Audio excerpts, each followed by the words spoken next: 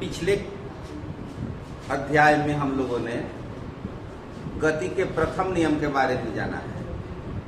गति का प्रथम नियम जड़त्व के नियम से संबंधित है और वो बताता है यदि कोई वस्तु विरामावस्था में है तो वो विरामावस्था में ही रहेगी, अथवा किसी सरल रेखा पर एक रूप गति की अवस्था में है तो एक रूप गति की अवस्था में ही रहेगी। कब तक? जब तक कि उस पर कोई बाह्य असंतुलित बल कार्यरत न हो।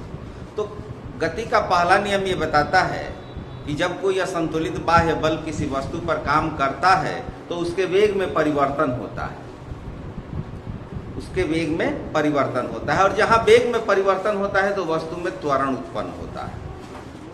अब हम देखेंगे कि किसी वस्तु का त्वरण उस पर लगाए गए बल पर कैसे निर्भर करता है। पहले नियम से हमने जाना, अब उसके आगे बढ़ेंगे कि जब बल लगाते हैं तो उसके वेग में परिवर्तन होता है, और वेग में परिवर्तन जहां भी होगा वस्तु में त्वरण उत्पन्न होगा। अब वह त्वरण उस बल पर कैसे निर्भर करता है। तो इसी आधार पर न्यूटन की गति का दूसरा नियम है। इसके पहले एक पद आता है संवेग। संवेग के बारे में थोड़ा जान लें।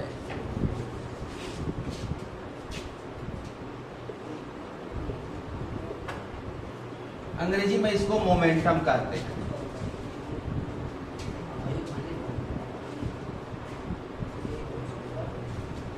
किसी वस्तु का द्रव्यमान और उसके वेग के गुणनफल को संवेग कहते हैं। यह डिफिनीशन है संवेग का।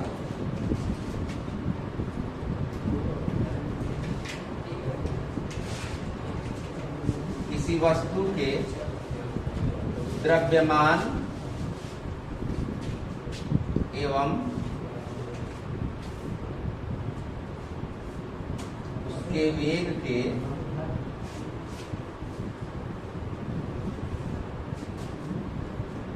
गुणनफल को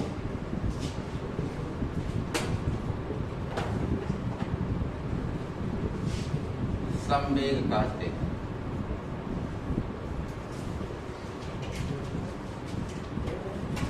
इसे T से सूचित करते हैं।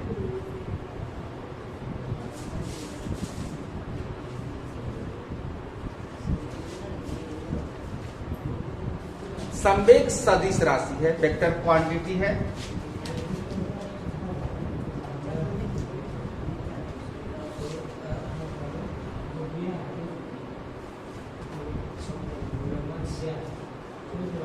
अब यहां पर एक फॉर्मूला तैयार होगा। संवेग बराबर द्रव्यमान गुणा वेग।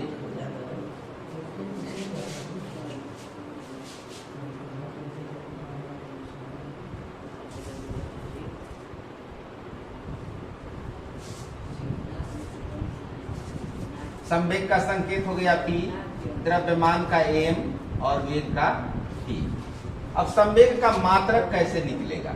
संवेग का मात्रक, ऐसा ही मात्रक क्या होगा? अब यहां देखते हैं। संवेग का एसआई मात्रक, उसके लिए क्या करेंगे? m द्रव्यमान है और द्रव्यमान का मात्रक किलोग्राम होता है, और वेग इसका मात्रक मीटर प्रति सेकंड होता है। तो दोनों का यहाँ गुणनफल है, तो इन दोनों के मात्रकों का गुणनफल संवेग का मात्रक होगा। तो किलोग्राम द्रव्यमान का और इसका मीटर प्रति सेकंड, तो किलोग्राम मीटर प्रति सेकंड इस रूप में लिखा जाएगा, या इस तरह से भी लिखा जाएगा किलोग्राम मीटर प्रति सेकंड। दोनों सही है, दोनों में से कोई भी आप लिख सकते हैं। संवेग किसी वस्तु का विशेष गुण है जो उसके द्रव्यमान और वेग दोनों पर निर्भर करता है। यदि वेग अधिक होगा तो संवेग अधिक होगा, यदि द्रव्यमान अधिक होगा तो भी संवेग अधिक होगा। दोनों बढ़ेगा तो संवेग बढ़ेगा, और दोनों यदि घटेगा तो संवेग घटेगा। अर्थात संवेग द्रव्यमान का समानुपाती होता है, सीधा समानुपाती, और संवेग वेग का भी सीधा समानुपाती होता है। दोनों डायरेक्टली वैरी करते हैं, अनुक्रमानुपाती विचरण करते हैं। जैसे मान लीजिए कोई कार है या कोई वाहन है, भारी वाहन, और वो सड़क के किनारे खड़ा है, आप जा करके उससे टकरा जाइए, बहुत कम हानि होगी, बहुत कम चोट लगेगी। लेकिन वही कार या वही वाहन यदि गतिशील हो, सामने से आवे अथवा पीछे से आवे और उससे धक्का लग जाए, तो ऐसी अवस्था बहुत घातक हो सकती है, जानलेवा भी हो सकती है। क्यों? क्योंकि जब वह कार स्थिर है तो उसका वेग शून्य है, और शून्य वेग में उसका संवेग शून्य होगा, तो उससे कम हानि होगी। लेकिन जब वही कार गतिशील हो जाती है तब उसमें संवेग हो जाता है, संवेग अधिक हो जाता है और वो दुर्घटना तक करा सकती है। अभी द्रव्यमान से संबंधित उदाहरण देखें। आपको एक रबर की गेंद से मारा जाए, आपके ऊपर एक रबर की गेंद फेंक दी जाए, उससे चोट कम लगेगी। लेकिन उसी आकार के यदि लोहे की गेंद हो और उसी वेग से फेंका जाए तब क्या होगा? चोट अधिक लगेगी। तो यहां पर द्रव्यमान अधिक हो जाता है। तो द्रव्यमान जब बढ़ेगा तो भी संवेग बढ़ेगा। जिस वस्तु का द्रव्यमान अधिक होगा उसका संवेग भी अधिक होगा, और जिसका वेग अधिक होगा तो भी उसका संवेग अधिक होगा। द्रव्यमान को आधा कर दिया जाए, वेग को आधा कर दिया जाए, तो संवेग क्या हो जाएगा? 1/4 हो जाएगा। द्रव्यमान को आधा कर दें, m है तो m/2 कर दें, v है तो v/2 कर दें। दोनों को यदि आधा आधा कर दें तो संवेग 1/4 हो जाएगा। द्रव्यमान को यदि दुगुना कर दें और वेग को दुगुना कर दें तो संवेग 4 गुना हो जाएगा। द्रव्यमान को दुगुना कर दें, वेग को 3 गुना कर दें तो संवेग 6 गुना हो जाएगा। ठीक है। यदि द्रव्यमान को हम द्रव्यमान को दुगना कर दें और वेग को आधा कर दें तब संवेग अपरिवर्तित रहेगा। किसी वस्तु का द्रव्यमान 3 गुना कर दिया जाए और उसका वेग 1/3 कर दिया जाए तो संवेग अपरिवर्तित रहेगा। यदि द्रव्यमान को आधा कर दें और वेग को दुगना कर दें तो भी संवेग अपरिवर्तित रहेगा। तो ऐसे प्रश्न आपको एक एक नंबर के रूप में पूछे जा सकते हैं कि द्रव्यमान को कितना गुना बढ़ाया जाता है, वेग को कितना गुना बढ़ाया जाता है, तो संवेग में क्या परिवर्तन होता है। तो थोड़ा सा इस सूत्र पर आधारित ध्यान दीजिएगा। अब न्यूटन के गति का दूसरा नियम देखेंगे। गति के द्वितीय नियम को 2 तरह से व्यक्त किया जाता है, एक तो संवेग के रूप में और एक दूसरे रूप में भी व्यक्त किया जाता है, उसको भी देखेंगे। तो पहले जो NCERT बुक में दिया हुआ है संवेग के रूप में, तो उसी को देखते हैं। ये नियम बताता है कि किसी वस्तु के संवेग में परिवर्तन की दर उस वस्तु पर आरोपित बल का समानुपाती अर्थात सीधा समानुपाती होता है, डायरेक्टली प्रोपोर्शनल। और यह परिवर्तन कौन सा परिवर्तन? संवेग में परिवर्तन उस बल की दिशा में होता है, जिस दिशा में बल कार्य करता है। अब यहां पर बल शब्द से आप सीधे समझेंगे कि वह बल असंतुलित बल होगा, क्योंकि जब तक असंतुलित बल काम नहीं करेगा, वस्तु की गति में परिवर्तन नहीं होगा, उसके डायरेक्शन में परिवर्तन नहीं होगा, उसकी स्थिति में परिवर्तन नहीं होगा, क्योंकि संतुलित बल तब होता है जब रिजल्टेंट फोर्स 0 होता है, उसका परिणामी बल 0 होता है। तो जहां भी ये बल आप देखेंगे कहीं भी कि बल काम कर रहा है तो वहां असंतुलित बल ही समझना है, भले ही लिखा हुआ हो चाहे न हो। तो किसी वस्तु के संवेग में परिवर्तन की दर उस वस्तु पर आरोपित बल के समानुपाती, और यह परिवर्तन बल की दिशा में होता है। तो मान लिया जाए कि m द्रव्यमान की कोई वस्तु है, मान लें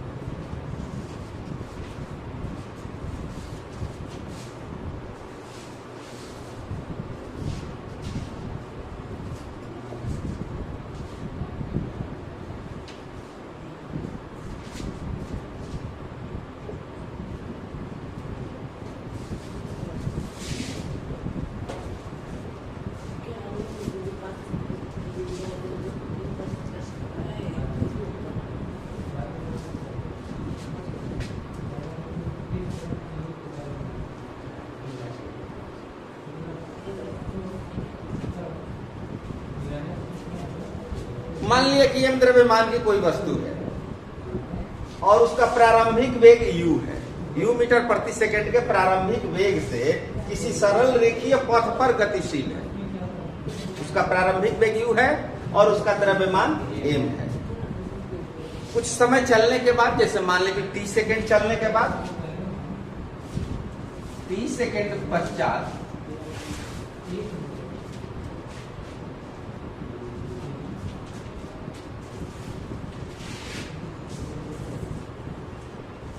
वस्तु का वेग प्रारंभ में u है और जब समय कुछ अंतराल बदल गया तो उसका वेग थोड़ा मान लें कि परिवर्तित हुआ, तो v, उसका वेग v मीटर प्रति सेकंड हो जाता है। अब देखिए यहां पर वेग बदल गया, m से, m द्रव्यमान है, u से v हो गया और टाइम कितना लगा, 30 सेकेंड। यहां पर वस्तु है, द्रव्यमान इसका m है और ये वस्तु 30 सेकेंड के बाद यहां पर पहुंच गई। द्रव्यमान तो वही रहेगा लेकिन यहां का वेग u मीटर प्रति सेकेंड और यहां का वेग v मीटर प्रति सेकेंड और यहां से यहां तक जाने में उसको टाइम लगा 30 सेकेंड। अब यहां पर उसका संवेग कितना है, द्रव्यमान गुणा वेग, ये प्रारंभिक वेग है इसलिए प्रारंभिक संवेग होगा और यहां पर उसका संवेग होगा द्रव्यमान गुणा वेग, ये अंतिम वेग है इसलिए अंतिम संवेग होगा।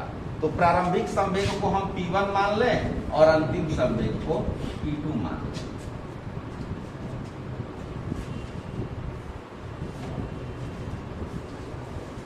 वस्तु का प्रारंभिक संवेग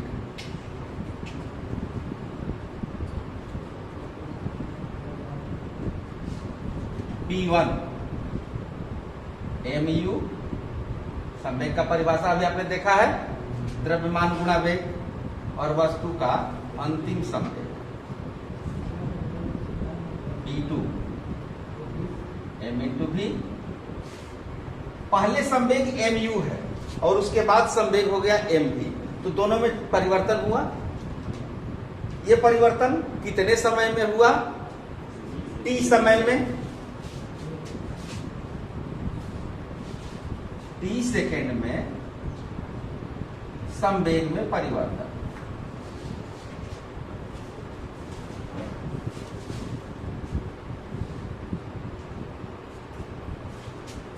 P2 माइनस P1।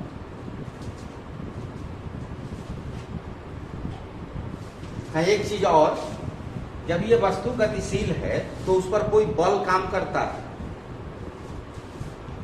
क्योंकि बिना बल के वस्तु गतिशील हो नहीं सकती, तो उस पर एक बल काम करता है, एक फोर्स लगता है। उस फोर्स को F से सूचित करेंगे। इस पर एक फोर्स लग रहा है F।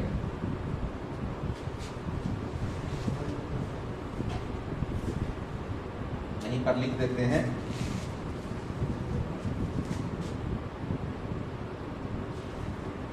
वस्तु पर F बल कार्यरत है या क्रियाशील।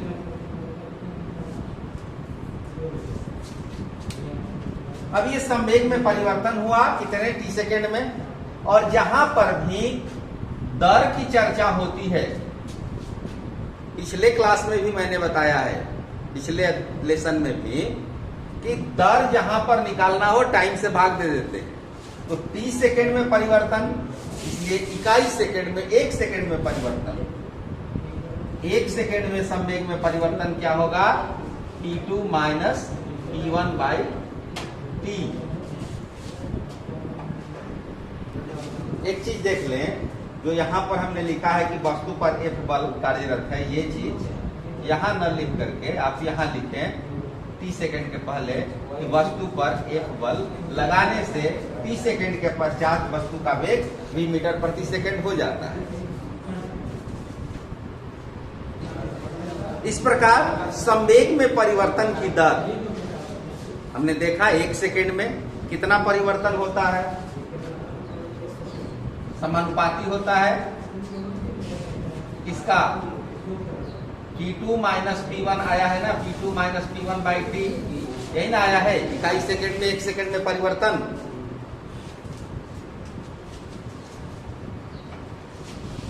P2 का मान mv, P1 का मान mu बाई T। समानुपाती का ये चिन्ह है, m कॉमन निकल जाएगा तो v minus u by T होगा इस तरह से। m कॉमन निकाल दिया तो v माइनस u और t नीचे है। और आप इसको जानते हैं, इक्वेशन ऑफ मोशन जब पढ़े हैं, गति के समीकरण बताए गए हैं, तो वहां पर आया है v बराबर u प्लस at, at बराबर v माइनस u, a बराबर v minus u by t। तो अब ये v minus u by t के जगह पर हम लिख सकते हैं a, m a। और न्यूटन की गति का दूसरा नियम क्या कहता है? संवेग में परिवर्तन की दर आरोपित बल का समानुपाती होता है। आरोपित बल क्या है? F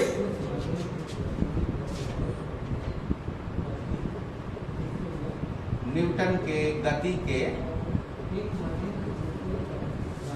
दूसरे नियम से या द्वितीय नियम से।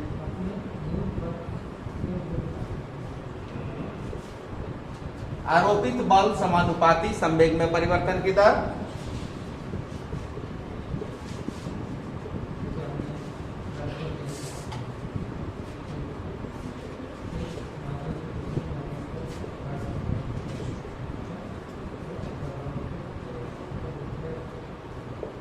आरोपित बल F समानुपाती ma।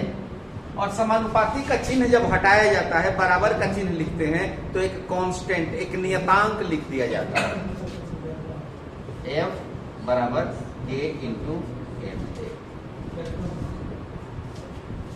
समानुपाती का चिन्ह हटाने के बाद एक नियतांक लिखा जाता है। यदि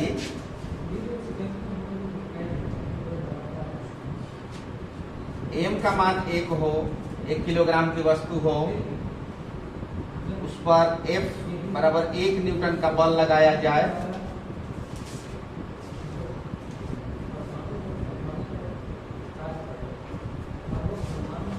और उसमें 1 मीटर प्रति सेकंड का त्वरण उत्पन्न हो, 1 मीटर प्रति सेकंड स्क्वायर का त्वरण उत्पन्न हो, उसमें 1 मीटर प्रति सेकंड स्क्वायर का त्वरण उत्पन्न हो। कहने का मतलब कि m, a और f तीनों का मान यदि हम 1 रखें, इकाई रखें, तो k का मान 1 आएगा।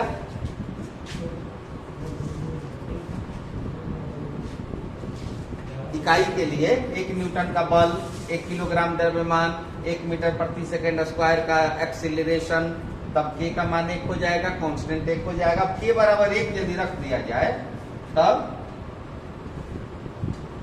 समीकरण 1 में रखने पर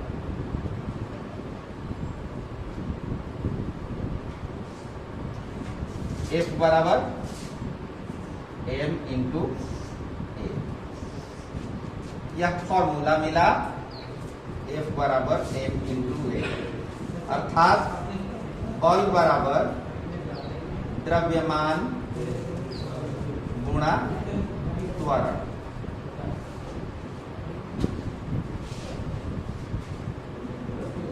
बल बराबर द्रव्यमान गुणा त्वरण, ये सूत्र आपको याद रखना है।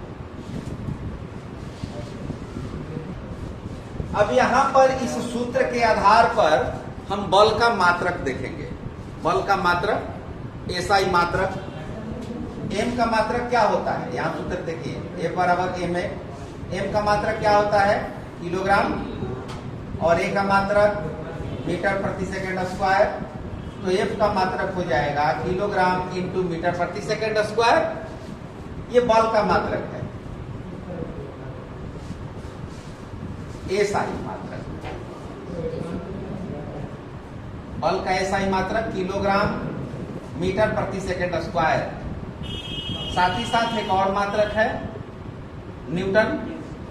ज्यादातर व्यवहार में न्यूटन का ही प्रयोग किया जाता है। तो बल का SI मात्रक न्यूटन, या कहीं ये भी लिखा हुआ हो तो घबराना नहीं है, समझ लेना है। और कोई भी मात्रक निकालने का सबसे तरीका आसान है कि उसका सूत्र यदि आपको याद है, तो उसका मात्रक लिखते जाइए और जैसे जैसे सूत्र में कहीं गुणा है तो गुणा कीजिए, भाग है तो भाग दीजिए। m किलोग्राम होगा और A का मीटर प्रति सेकंड स्क्वायर, दोनों का मल्टीप्लीकेशन, इसलिए दोनों का मल्टीप्लीकेशन गुणा कर दिए।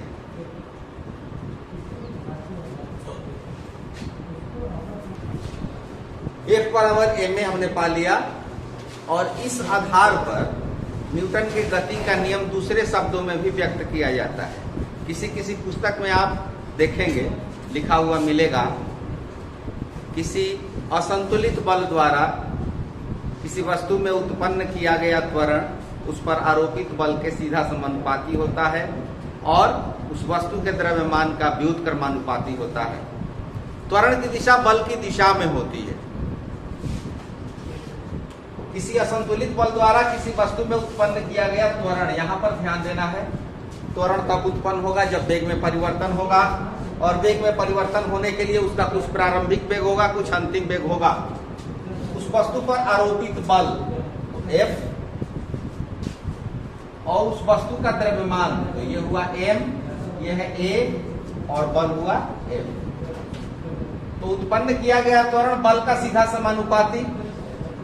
तो मान लीजिए कि वस्तु का द्रव्यमान m है, उस पर F बल लगाया जाता है और A त्वरण उत्पन्न होता है। m द्रव्यमान की वस्तु पर F न्यूटन का बल आरोपित करने से त्वरण A उत्पन्न होता है। माना कि m द्रव्यमान की वस्तु पर असंतुलित बल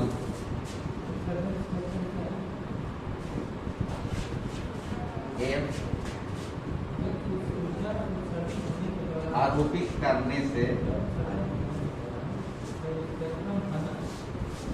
उसमें A त्वरण उत्पन्न होता है।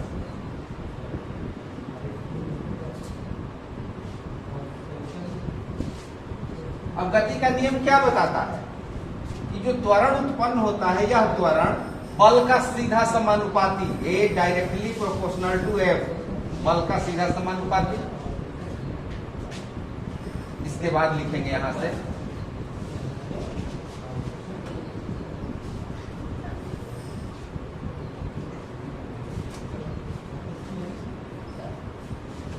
साथ ही साथ ये त्वरण द्रव्यमान का उल्टा समानुपाती, व्युत्क्रमानुपाती।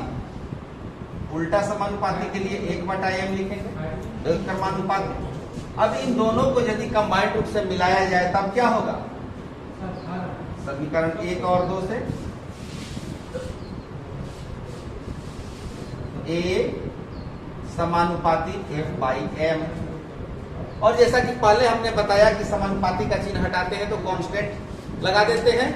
समानुपाती का जब चिन्ह हटेगा तो कांस्टेंट लगा देते हैं। तो A इज इक्वल टू, यहां पर एक कांस्टेंट K F/m,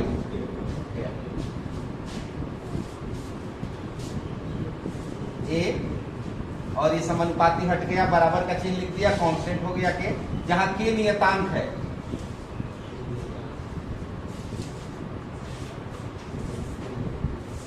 ये चीज आप पहले भी लिख दीजिएगा, छूट गया है वहां पर। जब इसके पहले जो सिद्ध किया था K आया था तो वहां लिख देना है K नियतांक है। अब m बराबर 1, F बराबर 1, A बराबर 1 रखने पर क्या मिलेगा? K का मान 1 मिलेगा। A बराबर 1, F बराबर 1, M बराबर 1 रखने तो K बराबर 1 मिलेगा। इसलिए A बराबर K बराबर 1 रखने पर A बराबर F/m, तिरछा गुणा करेंगे F बराबर m इंटू A। तो ये हुआ F बराबर ma का किस तरह से ये आता है सूत्र, उसका प्रदर्शन हुआ। इसके आधार पर वहां जा सकते हैं, संवेग में परिवर्तन, इसके आधार पर भी आगे बढ़ सकते हैं, संवेग में परिवर्तन ला सकते हैं, और संवेग में परिवर्तन के आधार पर F बराबर m दोनों तरह से ला सकते हैं। तो ये दोनों नियम ही सही है। एनसीईआरटी में दिया हुआ है संवेग में परिवर्तन, तो ज्यादातर उसी को फॉलो करना है। किसी किसी दूसरे किताब में ये नियम दिया हुआ है, अगर कोई ऐसा लिख दे तो ये गलत नहीं होता है, ये भी सही होता है। तो इस प्रकार ये गति का दूसरा नियम कंप्लीट